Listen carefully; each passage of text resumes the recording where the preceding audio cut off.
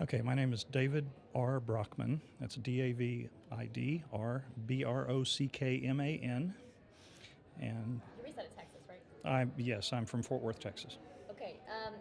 Well, why is it important to give a speech like this today? Why do you think it's important to also include question and answers? What do you think people need to know? Right. Well, what I'm here to do is to share some lessons that we've learned from the textbook controversy in Texas. That's been going on for decades now, but I got involved in the last couple of years in 2014 when the textbook controversy, or when the current social studies textbooks were adopted. And I understand that the situation here in Tennessee is very similar to the situation that we've had in Texas. Many of the same questions have been raised about particularly the portrayal of different religions, particularly Christianity and Islam, in the textbooks and in the textbook curriculum. And so I'm here essentially to share some of the lessons that I've learned in Texas, in case it's helpful to Tennesseans. And I know there's Mm-hmm. many layers and details, but Mm-hmm. just point blank, should we be learning about Islam in public schools? Yes, I think we should be. I think public school students should learn about Islam. They should learn about Christianity. They should learn about Buddhism, Hinduism, all the major world religions. And here's why. The the religions of the world have played a very important role in the story of humankind.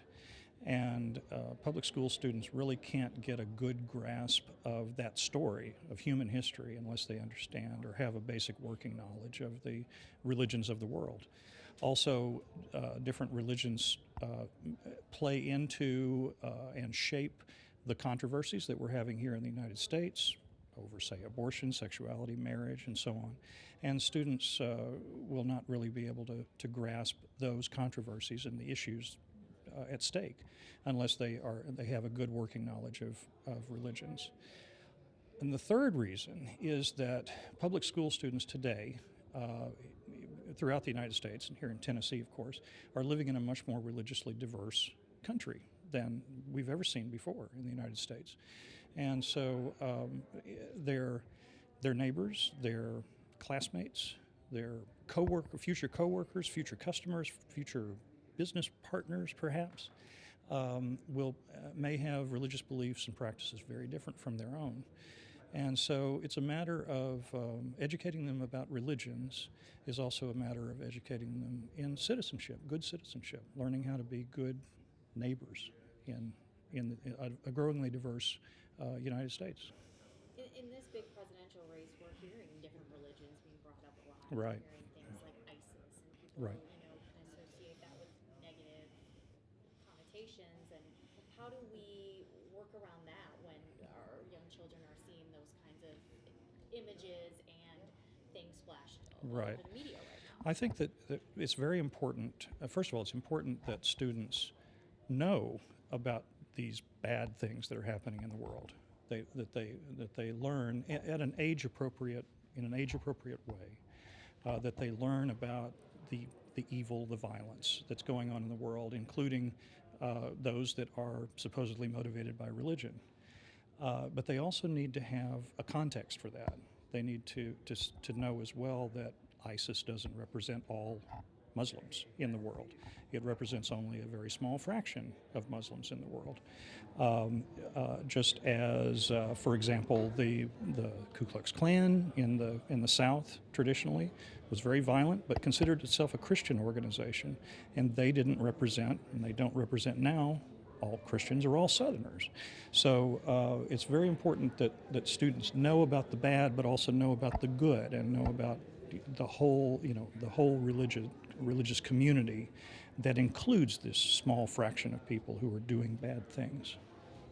From some parents that I've spoken to, they have said things like, I'm all for my kid learning about different cultures and religions from across the world. I think that's important. But as I have flipped through, as the parent, they said that as they've flipped through the certain chapters on Islam, there are things that they don't necessarily believe are true in Right. the textbooks. Right.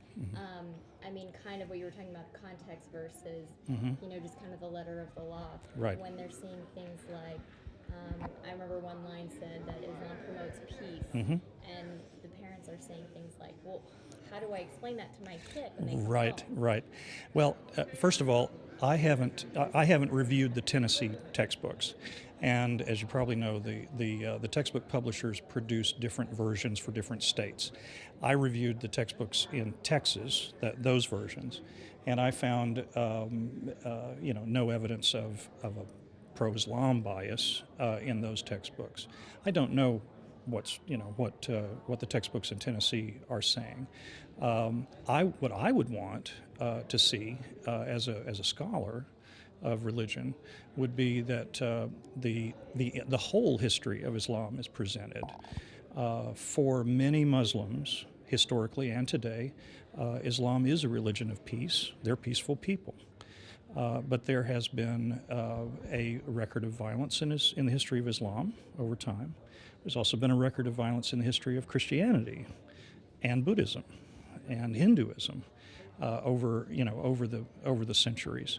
So I think again that's something that public school students need to see. They need to see the whole story, and I would want to see that a fair, accurate, balanced portrayal of religions.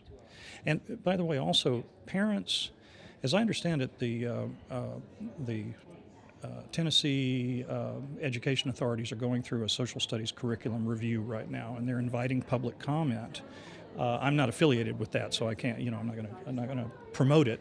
But from what I've seen, it looks like that's a good place for parents to get involved with the process and provide input into what will shape the next set of curriculum standards in the state. Thanks. Right? Thank you. Okay, Paul, why host this sort of talk? Why is it important for people to know what this religious scholar has to say? And his message is that we should learn about Islam and other world religions in school. Well, it's important because there's a movement afoot right now to limit what religions are being taught in public school.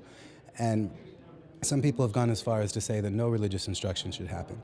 And you really can't separate culture, history, and faith when you're looking at history with context. So in order to prepare students to have a very well-rounded education and to prepare them for the very interconnected world we live in, having a fair, balanced, and accurate history is essential. Will you say and spell your last name and Sure. tell me your title to make sure I have it? Paul Galloway, Paul, Galloway. I'm with the American Center for Outreach, and that is a First Amendment organization. We kind of got started out of protecting the Muslim community's rights, but we're trying to use the controversy to protect everyone's rights. And you're part of the family of Abraham too, right? Yeah, recently, it's kind of a loose collection of people, so Yeah. I am very proud to work with them. Okay. And are you following threats against Muslims and things like that in our area? Yes, we too keep a tab on that locally, and thank God things have been very peaceful. Nashville is a very welcoming city. A couple weeks ago, there was a great public statement in the Tennessean where everybody signed on, and to keep Nashville that way.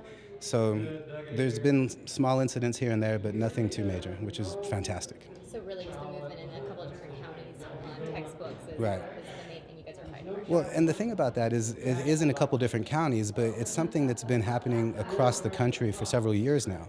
And so it seems to be a coordinated campaign.